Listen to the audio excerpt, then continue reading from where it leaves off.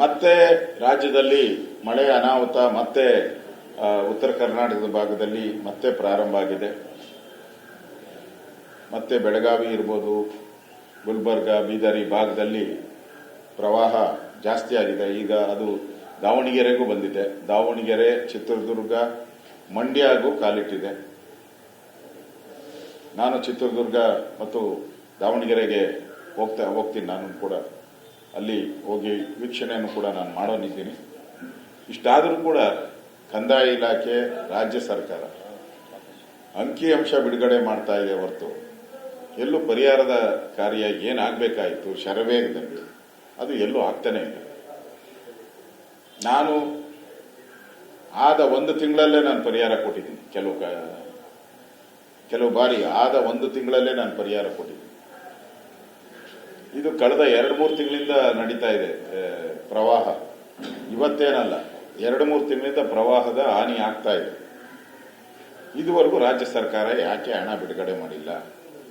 ಬಿಡುಗಡೆ ಮಾಡಿದ್ರೆ ಎಷ್ಟು ಬಿಡುಗಡೆ ಮಾಡಿದೆ? ನಿಮ್ಮ PD ಅಕೌಂಟ್ ಬಿಟ್ಟು ನಾನು ಹೇಳೋದು, ಮಾತ್ರ PD ಅಕೌಂಟ್ ಅಂತ ಹೇಳ್ಬೇಡಿ. ಜಿಲ್ಲಾಧಿಕಾರಿ ಹತ್ರ ಇರೋ PD ಅಕೌಂಟ್ಗೆ ಇದಕ್ಕೆ ಸಂಬಂಧ ಇಲ್ಲ. ಹಣ ಎಷ್ಟು ಬಿಡುಗಡೆ ಮಾಡಿದ್ದೀರಿ ಹೇಳಿ. ಇಲ್ಲ ಟ್ಯಾಲಿ ಕೊಟ್ಬಿಡಿ. ಬಿಜೆಪಿ ಸರ್ಕಾರ ಇದ್ದಾಗ, ಯಡಿಯೂರಪ್ಪನವರಿದ್ದಾಗ, ಬೊಮ್ಮಾಯಿಯವರಿದ್ದಾಗ ಪ್ರವಾಹ ಬಂದಾಗ ಇಷ್ಟಣ ರೈತರಿಗೆ ಬಿಡುಗಡೆ ಮಾಡಿದ್ರು. ನಾವು ಇಷ್ಟಣ ಬಿಡುಗಡೆ ಮಾಡಿದ್ದೀರಿ. ನೀರಾವರಿ ಬೆಳೆಗೆಷ್ಟು, ತೋಟಗಾರಿಕೆ ಬೆಳೆಗೆಷ್ಟು ನಾವು ಪರಿಹಾರ ಕೊಟ್ಟಿದ್ವಿ. ಅದನ್ನ ಒಂದು ಅಂಕಿಅಂಶ ಬಿಡುಗಡೆ ಮಾಡಿದ್ವಿ. ನೋಡಿ, ಬಿಜೆಪಿಯವರು ಇಷ್ಟು ಬಿಡುಗಡೆ ಮಾಡಿದ್ರು, ನಾವು ಅದಕ್ಕಿಂತ ಡಬಲ್ ಬಿಡುಗಡೆ ಮಾಡಿದ್ದೀರಿ. ಅವಾಗ ನಾನೇ ಶಬಾರಿಶಿ ಕೊಡ್ತೀನಿ, ನಾನೇ ನಿಮ್ಗೆ ಸನ್ಮಾನ ಮಾಡ್ತೀನಿ ಬಂದು. ಅದನ್ನ ಹೇಳೋದೇ ಇಲ್ಲ. ಬಿಜೆಪಿಯವರು ಎಷ್ಟು ಬಿಡುಗಡೆ ಹಣ ಕೊಟ್ಟಿದ್ರು, ಎಕರೆಗೆ ಎಷ್ಟು ಹಣ ಕೊಟ್ಟಿದ್ರು ಅಂತ ಇದುವರೆಗೂ ಅವ್ರ ಬಾಯಲ್ಲಿ ಬಂದೇ ಇಲ್ಲ. ಮಾತತ್ರ ಕೇಂದ್ರ ಅಂತ.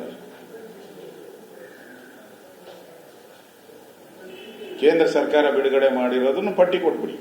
ಅದನ್ನು ನಾನು ಚಾಲೆಂಜ್ ಮಾಡಿದ್ದೀನಿ. ನರೇಂದ್ರ ಮೋದಿ ಅವರು ಕಳೆದ 10 ವರ್ಷದಲ್ಲಿ ಎಷ್ಟು ಹಣ NDRF ಅಲ್ಲಿ ಕರ್ನಾಟಕಕ್ಕೆ ಕೊಟ್ಟಿದ್ದಾರೆ ಅದನ್ನು ಬಿಡುಗಡೆ ಮಾಡಿ.